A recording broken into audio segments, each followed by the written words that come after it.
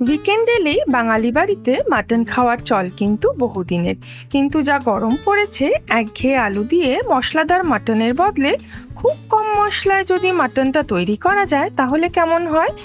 চলো আজ তোমাদের দেখাবো গরমের উপযোগী একদম কম মশলায় তৈরি সুস্বাদু মাটন রেসিপি। দেরি না করে রান্নাটা শুরু করি।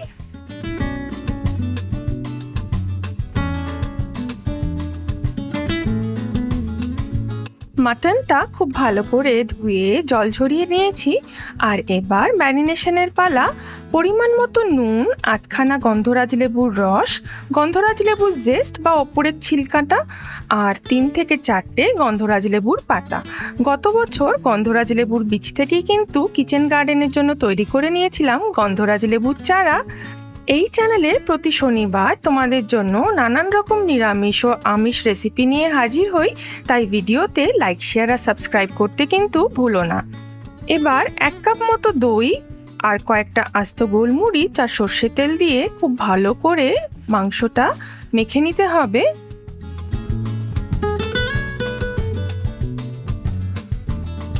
ম্যারিনেশনটা রাখতে হবে 1 থেকে 1.5 ঘন্টার মতো।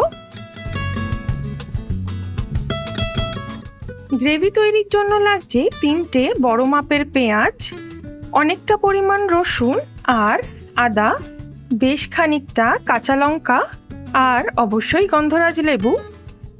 পেঁয়াজগুলোকে প্রথমেই স্লাইস করে নেব।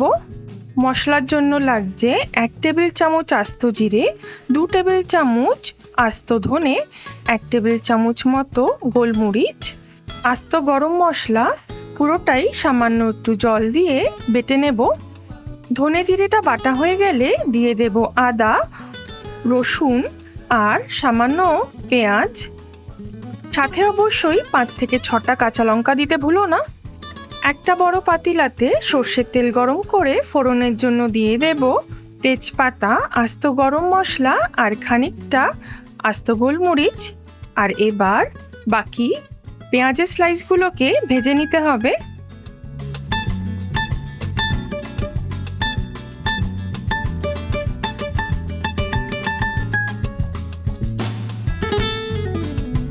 পেঁয়াজটাতে হালকা কালার চলে এলে মশলা বাটাটা দিয়ে দিচ্ছি, খুব ভালো করে কষিয়ে নেব।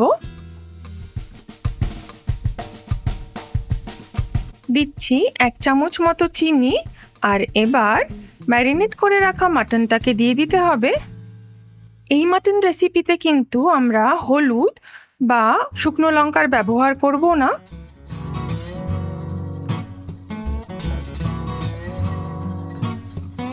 মাটনটাকে কষিয়ে নেব 10 থেকে 15 মিনিট মতো।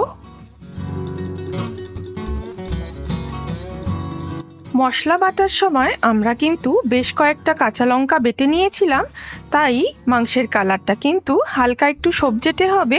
এই রান্নায় কিন্তু কোনো রকম হলুদ বা শুকনো লঙ্কার ব্যবহার আমরা করব না।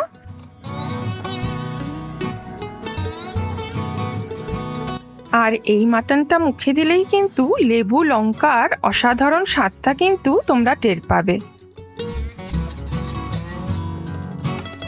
কষানো হয়ে গিয়েছে, বাটির গায়ে যেটুকু মশলা লেগেছিল সামান্য একটু জল দিয়ে দিচ্ছি।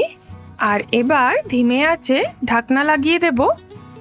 ধিমে আঁচে মাংসটা আমি একদম 1 ঘন্টার মতো স্লো কুক করেছি। তোমরা চাইলে মাটনটা কষিয়ে প্রেসার কুকারে দিয়ে দিতে পারো, তবে স্লো কুকিংয়ে চিকেন কিংবা মাটনের স্বাদ কিন্তু একদম আলাদা হয়। 1 ঘন্টা পর ঢাকনাটা খুলে দিয়েছি, মাটনটাও সেদ্ধ হয়ে গিয়েছে। ঝোলটা আরেকটু টানিয়ে নেব। গ্রেভিটা টেনে তেল ছাড়তে শুরু করে দিয়েছে, আর এবার বেশ খানিকটা গন্ধরাজ লেবুর পাতা কুচিয়ে ছড়িয়ে দিচ্ছি। ছড়িয়ে দেব বেশ কয়েকটা চিড়ে রাখা কাঁচা লঙ্কা, আরও খানিকটা গন্ধরাজ লেবুর রস। 2-3 মিনিট মতো রেখেই গ্যাসের আঁচটা বন্ধ করে দেব। ব্যাস, মাটন আমাদের রেডি।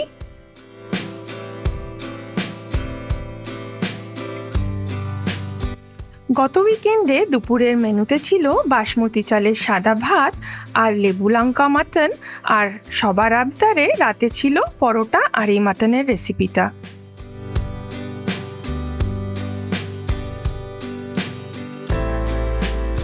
পরের পর্বে ফিরে আসবো এমন অনেক নতুন রেসিপি নিয়ে, আর ততক্ষণে দেখতে থাকো 5 স্পাইস স্টোরিজ।